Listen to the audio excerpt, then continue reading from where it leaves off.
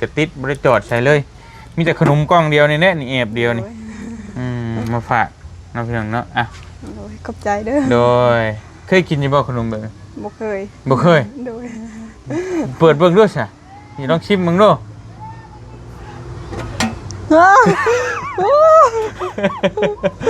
มีเงินคือไรเงินคือไรอ้าวนับมึงถึงเอานับมึงดูเอาคือมีเงินนั่นใส่ขนมมีเงินเอาขนมเป็นเงินเอาแล้วขนมยี่ห้อยังไงนี่พี่น้องเห็นเนาะไปหาซื้ออยู่ห้านใดว่าดื่มได้นี่เปลี่ยนไปลายคนเปลี่ยนไปลายได้มีคือเห็ดยังคือใส่ครีมยังคือขาวแท้ไม่ได้ใส่ครีมยังเห็นบ่โดยใช่บ่นะเอานะคนละสีได้ป่ะหนึ่งเดี๋ยวถ่ายรูป1 2ว้ายจะมาคุณต้องกลัวอะไรแม่เอาดำดีชีวตกเว้ยดำก็งามดำชีตกบ่ดำชีตกบ่ดำดีชีวตกเอ้า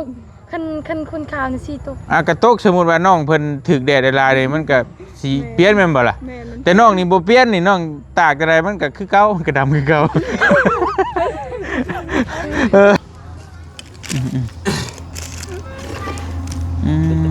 เนาะเฮ้ย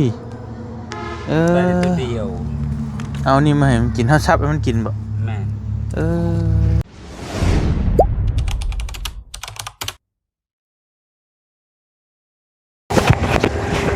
เอาพี่น้องนี่เนาะเฮาเปิดภาพบัดนี้ก็อยู่เฮือนสาวน้ำหรือว่าเฮือนน้องน้ำพี่น้องเอ้ยเนาะก่อนอื่นก็ขอกราบทักทายสบายดีพ่อแม่พี่น้องเบิดสุขุทุกคนพี่น้องเอ้ยทักทายสบายดีตอนค่อยค่ำลงแรงเนาะพี่น้องเนาะมื้อนี้เฮามาหาสาวน้ำก็พอดีนะเอากล้องตัวที่เสื้อผ้าน้องเพชรบังเว้นนี่แหละจะยืมกล้องมาเสื้อผ้าน้องน้ำต่อเพราะว่าผู้ใหญ่ใจบุญคนเดียวกันนั่นแหละเพิ่นฝากเงินมาให้สาวน้ำเนาะจำนวน4,200,000 กีบชิ้นหลายกับหมู่ได้สาวน้ำพี่น้องนี่เนาะนี่เงินผู้ใหญ่เพิ่นเสียเอาใช่นี่ คือเก่าพี่น้องเอ้ยกระจุยแน่นอนห้องตุกกระจุยแน่นอนตุกกระจุยตกกระจายสิตกใจบ่น้องวะเปิดนะ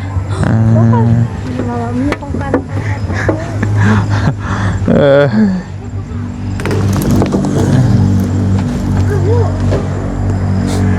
บ่คือ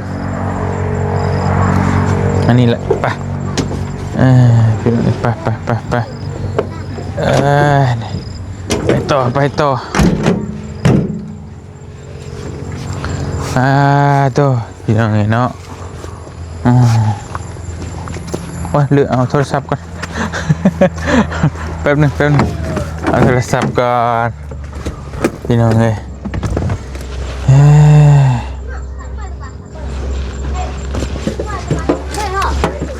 ไปสบายดีน้องน้ำสบายดีป้าโธ่เป็นอะไรคือเงียบเงาแท้คนตกเลยพี่น้องเลยทีมงานบริมาลินน้ำบ่ฮะโดนบริเห็นมาบ่เตียงบริเห็นโดนบ่โดนหลายเดือนคงสิฮอตปีแล้วนั่นแหละก็เลยมาเยี่ยมมายามกันยังวะป้าโธ่พี่น้องเลยทั้งบ่เตียงก็บ่ได้มาแต่หึงเนาะกะโอ้เปลี่ยนไปหลายคนเปลี่ยนไปลายได้มีคือเห็ดยังคือใส่ครีมยังคือขาวแท้ไม่ได้ใส่ครีมยังเห็นบ่โดยใช่บ่นะเอานะคนละสีได้ป่ะหนึ่งเดี๋ยวถ่ายรูป1 2ว้ายจะมาคุณต้องกลัวอะไรแม่เอาดำดีชีวตกเว้ยดำก็งามดำชีตกบ่ดำชีตกบ่ดำดีชีวตก เอ้าคันคนข่าวนี่สิตก กระตกสมมุติว่าน้องเพิ่นถึกแดดหลายๆเลยมันก็สิเปลี่ยนแม่นบ่ล่ะ แม่มัน แต่น้องนี่บ่เปลี่ยนนี่น้องตากอะไรมันก็คือเก่ามันก็ดำคือเก่าโอ้ยพี่น้องเอ้ย นี่แหละใส่เสื้อแขนยาวมา น่ะมันงามของใครของมันเด้บางเทื่อผู้ว่าเขามักคนผิวเข้มก็มีแบบน้องใช่เขาบ่ได้เอิ้นว่าดำเขาเอิ้นว่าคนผิวเข้มอยู่เพิ่นอยู่แท้ ผิวยังก็อันนี้ไม่เนี่ยนี่ไม่น้องเพิ่นก็ได้ Như tạo một phần nạp phần này hơn là nhờ พี่น้องโอ้ย phần này thì như tạo ăn kia như tạo một phần này นี่แหละอันไหนเจาะอันไหนมีกัดอะไร kiên bò mọc mì ป้าโธ่ผู้เพิ่นอันน่ะเพิ่น kiên đông sai อันน่ะผ้ามักทุเรียนต้อนรับพี่น้องเอ้ยทุเรียนเชฟปูนทุเรียนเชฟปูน ยังเสร็จ อย่างมัน เสร็จจนบุกเสร็จเอาอะไรบุก แบบตัว บอ สู้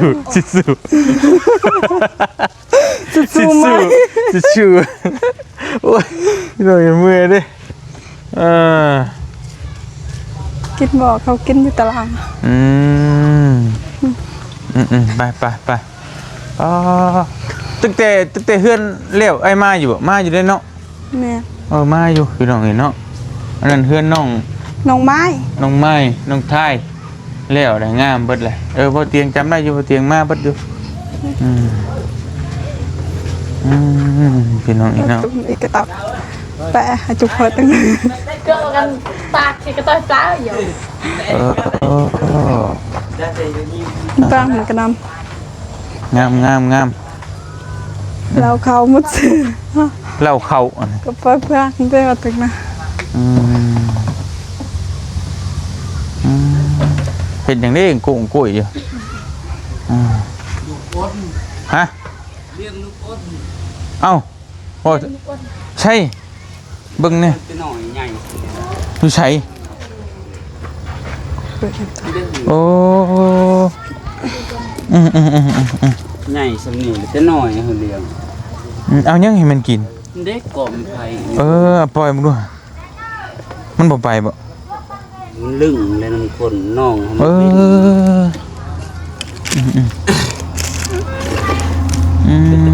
เนาะเฮ้ยไปตัวเดียว เอานี่มาให้มันกินเฮาซับให้มันกินบ่ แม่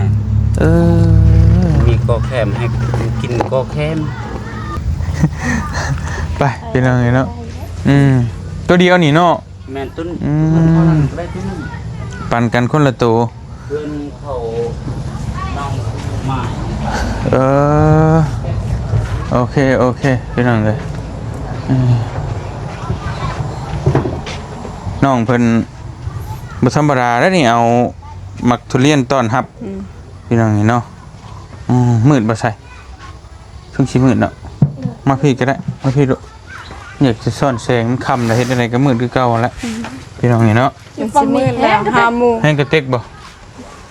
คนสิเกินเปิดไฟก่อนมันสิแห้งรับมันจอนลงเปิดแล้ว พอสิได้ย้อนที่เปิดไฟ คนเราก็เดินไปให้เนาะ อย่าอยู่ตรงนี้อย่างไหนนิดนึง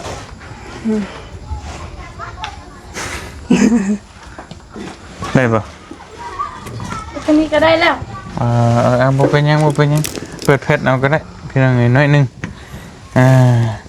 มากทุเรียนมาเด้อน้องน้ำหามักทุเรียนมาสู่กินพี่น้องเนาะวันนี้ก็เอาเต้เอา ได้แล้วบ่เป็นหยังเปิดซ้ำทุนเปิดโรคภัยก็โอ้ยเนาะ ใหญ่ บ่แจ้งทูเปิดซ้ำบ่ได้เปิด ประหยัดดีเนาะ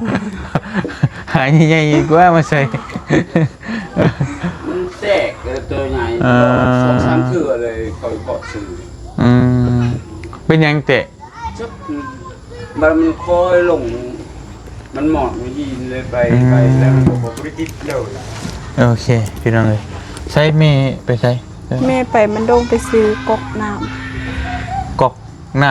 แม่ ำกอกน้ำไป กอกน้ำอันนั้นน้ำปลามัน อ๋อ เท อ๋อไปก็ไป ก็พอ รถติดเลยหาใครอยู่รถจักรพี่น้องเนาะ เป็นรถใหญ่แล้วมันติดแน่ พี่น้องไปเฮ็ดเวียกเฮ็ดงานยังน้องตัวนี้ กะเสียยามัน เฮ็ดหยังมันเจ้าของบ่ โดยแล้วก็หาน้ำไม้เลย หาหน่อไม้ โดย หาขายหรือหากิน กินแน่ขายแน่ ไปขายอยู่ไส บางทีแม่ไปขายตลาดเช้าดิ นึงเฮ็ดคือเก่าเนาะทุกอย่างเนาะ โดย อันนี้คือเฮามาอัปเดตชีวิตน้องเพิ่นหลังจากที่ทีมงานซอยเทือนเฮ็ดซ่านให้แล้วพี่น้องก็บ่ได้มาเลยบ่เตียงก็บ่ได้สู้มานะมีแต่ทีมงานเนาะ โดย ทีมงานมาตลอดบ่เตียงก็ไปใต้หอบเหนือพี่น้องเอ้ยวนพุ่นแหละเบิ่งอยู่บ่ เบิ่งอยู่บ้านเราแจ้งเมืองเราแจ้ง ลองแจ๊ะ เราแจ้ง เบิ่งอยู่เนาะพี่น้องเอ้ยนั่นแหละหาก็ลงมาแล้วก็ขึ้นมาพี่เลยพี่น้องเอ้ยโดนแล้วบ่ได้มาเยี่ยมยามถามข่าวน้องเพิ่นพอดีจังบ่เตียงเองก็ยากแน่คือว่าแหละภารกิจก็หลายอย่างหลายแนวพี่น้องเอ้ยแต่มันก็เลยบ่ได้มาก็บ่ได้มีหยังมาฝากมื้อนี้ก็ฟ้าวในรถก็ติดบ่ได้จอดใส่เลย มีแต่ขนมกล่องเดียวนี่แหละนี่แอบเดียวนี่มาฝากน้องพี่น้องเนาะโดยขอบใจเด้อ โดยเคยกินอยู่บ่ขนมแบบ บ่เคย บ่เคย โดย เปิดเบิ่งด้วยซะนี่ลองชิมเบิ่งดู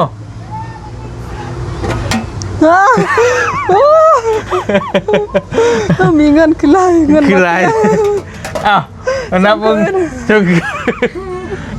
เอานับเบิ่งดูเอาคือมีเงินนั่นน่ะใส่ขนมมีเงิน เอาขนมเป็นเงินเอาแล้วขนมยี่ห้อยังไงนี่พี่น้องเห็นเนาะไปหาซื้ออยู่ห้านใดว่าลืมได้นี่พี่น้องเอ้ย ถือกล่องลุงโซ บัสเตอร์คุกกี้โอ้เนาะเอ้านับเบิ่งดูหันเงินเท่าไหร่นี่แล้วเนาะพอจบ 3 4 พี่น้องก็บ่มีขนมที่เกิด 7 8 9 10 โอ้ 2 3 4 5 6 7 8 9 10ผ่าน1 2 3 4 5 6 7 8 9 10 3 ล้าน1 2 3 4 5 6 7 8 9 10 3 ล้าน4 ล้าน4 ล้าน1 แสน 4 ล้านพี่น้องเอ้ยโอ้ได้เงิน4 ล้านปลายพุ่นคักแท้นี่ บ่คิดว่าพัน บ่คิดว่าพันเงินบ่เตียงบ่ สูงขึ้น แต่เงินไผแล้วมันอยู่เอามาในกล่องนี่ก็เป็นของน้องแล้วว่านี่เนาะพี่น้องซื้อมาฝากโอ้คือโชคดีแท้ก็เป็นเงินของน้องแล้วนี่เอารถเอาโดยขอบใจเด้อ โดยโอ้ เฮ็ดคือเว้าอีลีนี่ อีหลี ตื่น บ่ เต้นอีลีบ่ว่าว้าว อ้าวบ่เท่ไปหาหน่อไม้อันเทื่อนึงอันได้20,000 ว่า มื้อนึง เ ฉันขายเป็นกิโลแถวบ้านนี่ โดย โลนึงเท่าไหร่ 5,000 6,000ประมาณนั้นนะแบบคนได้หาเด้ เคยได้ฮอดมือ2 แสนเคยได้บ่ โอ้ยหลายและ2 แสนแค่นไปหา2-3มื้อแค่นหลายคนไปขายตลาดเช้ามีอยู่2-3 แสนสิก็ได้2 แสนมื้อนึง2 แสนด้วยแหละไปหาหน่อไม้ พี่น้องเอ้ยแต่น้องก็ไปหาอยู่ที่หาคู่มือบ่ ไปหาคือกันเวลาอันนั้นแค่นบ่ได้เสียหญ้าไปหาหน่อไม้ ไปหาแล้วก็ให้แม่ไปขาย โดยบางเทื่อไปขายตลาดเช้ามื้อนี้ก็มื้อเช้านี่ก็แม่เมื่อแต่ขายผักขายละไม้ พี่น้องอยากได้เงินไปซื้อหยัง ดับหนึ่ง อ่า ที่หนึ่งสีเขา สีข้าว โดยเขามาก่อน เพราะว่ามันช่วงนี้ไปก็ขาดข้าวแล้วเพราะว่ามันทันได้ฮอดยามเกี่ยวข้าวเนาะ ยามนี้เลยกินข้าวกระแซบ กินข้าวแซ่บ แม่น มันเป็นหยังสิกินแซ่บ บ่มีข้าวกิน โอ้เออ เป็นยามเดือนหนึ่งเดือนสองนี่เฮาฮูดข้าวเฮามีคือกันเด้ก็บ่แซ่บปานใดเฮากินนะกินต้องมีของอันนั้นมีอาหารกินกันยามนี้น่ะบ่มีอาหารก็กินแซ่บเบิดบ่มีหยังก็กินได้หมด ว่าไงคือมันยามนี้มันข้าวมันหน่อย มันอึดเข่าเนาะก็เลยว่ากินน้องเพิ่นว่ากินแซ่บเป็นไงข้าวสอบหนึงเท่าไหร่ ศพหนึ่งประมาณ8 มื้อ9 มื้อแบบครอบครัวหลายเด้10 คน ราคาดิข้าวสอบหนึงเท่าไหร่ราคา ประมาณ6,700,000 600,000ตัวตีซะ700,000จ้ะ4ล้านนี่ได้จักสอบ ได้ประมาณ5 ศพบ่ประมาณนั้นบ่ฮู้แล้ว ได้อยู่ 4-5สอบพี่น้องได้ไปซื้อเอาเด้อ โดย พี่น้ บ่ อง เตียงเดินทางมื้อนี้เลยบ่ ฮะ บ่เตียงเดินทางมื้อนี้เลยบ่ ถ้าบ่มีจะสิแบ่งให้ข่อยบ่ น้ำไม้ สิฝากน้ำไม้ สิฝากน้ำไม้ แม่ไปหา เอาสิเดินทางมื้อนี้บ่ โดย เดี๋ยวอ๋อยังแค่ในมือมาแต่ทรายสบายดีเด้อโดยโอ้ยพี่น้องเอ้ยมาซื้อยัง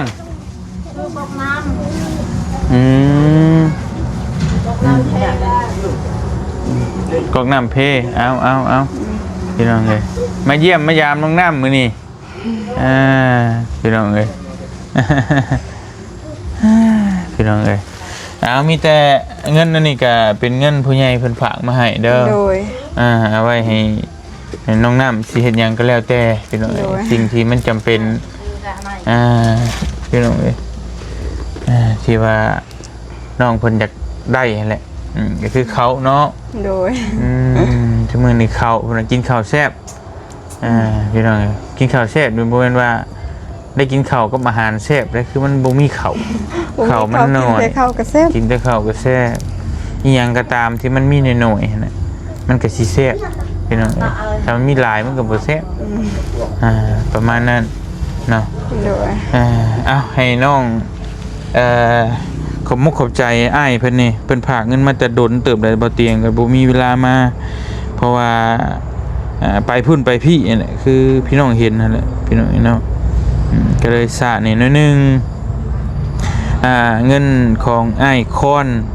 พุทธเกชรผู้อยู่ทางอเมริกาหรือว่า USA เด้อ โดย เพิ่นฝากมา ใจ ให้ ไอคอน โดยไอค ข อ อน บใจไอคอนที่พากให้น้องเงิน ขอให้อายอยู่ดีมีแห้งความเจ็บมาให้ได้ความใครอย่าให้มีเด้อปรารถนาสิ่งใดขอให้ได้สิ่งนั้น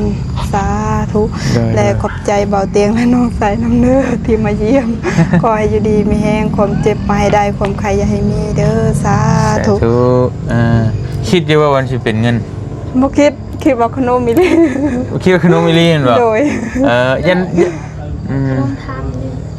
แม่น ขนมน่ะดูท้องน้องใช่เบิดแล้วไอ้ายก็เลยเอากล้องมันมา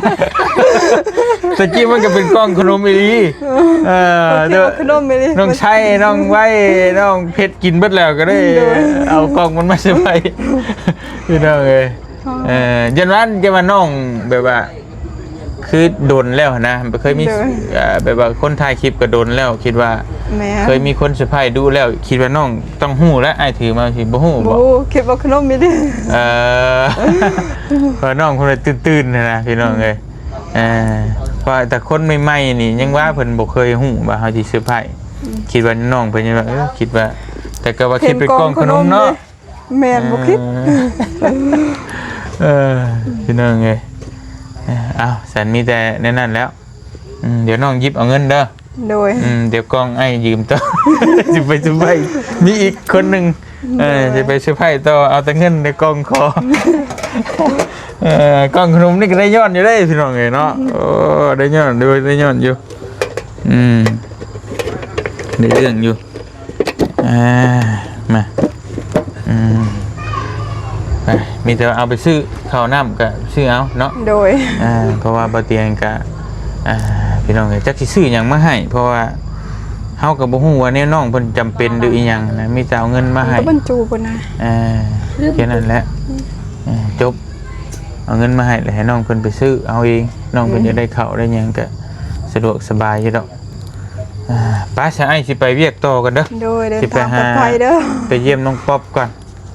เพราะว่าได้ขึ้นมารอบนี้ก็สิไปเยี่ยมน้องเพิ่นก่อนเพิ่นบัดยันได้ขึ้นมาอีกยันมันดนนะโดยฮะ มันจะได้ให้เลยก็อ่ะ แม่ว่าฮักก็เห็นน้องไส้ โอเคไป เด้อสบายดีเด้อ โดย ขอบใจเด้อ โดยพี่น้องเห็นเนาะโอเคไปมิตรบ่เตียงกับสิโคตูเดินทางไปต่อก่อนบาทนี่เนาะเอามีแต่นั้นเด้อน้องเด้อ โดย เดี๋ยวมื้อหน้าสิมาเยี่ยมยามใหม่โดยพี่น้องเอ้ยน้องเพิ่นก็ถือว่าโอเคหลายแล้วเนาะเพื่อนซานก็พออยู่แล้วสบายแล้วบัดนี้เนาะ โดย ผลบ่ฮู้ว่าบ่หยังแหละพี่น้องเอ้ยฮะ กระโดด อีหยังก็ไปพี่น้องเอ้ยขอตัวเดินทางก่อนเดี๋ยวบ่เตียงก็สิไปต่อว่าสิไปเยี่ยมน้องน้องป๊อปแล้วก็ไปทั้งน้องเลี้ยงน้องพุ่นแหละน้องจะดีพุ่นแหละแถวเขตนั่นแหละบ่ฮู้ว่าสิทันหรือบ่พี่น้องก็จังได๋ก็ขอบบุญขอบคุณทางอ้ายคอนพุทธเกษรที่ฝากเงินมาให้พี่น้องเอ้ยน้องน้ำในครั้งนี้ก็ขอให้อ้ายจงอยู่ดีมีแฮงความเจ็บอย่าสุดใดความไข้อย่าสุมีขอให้ร่ำให้รวยให้โชคให้มาเดินทางไปทางใดก็ตลอดปลอดภัยเด้อเด้อขอบคุณขอบใจหลายๆเนาะขอให้อ้ายได้บุญได้กุศลหลายๆสำหรับมื้อนี้ก็ขอตัวเดินทางก่อนไปอยู่ดีมีแฮงบ๊ายบายเจอกันใหม่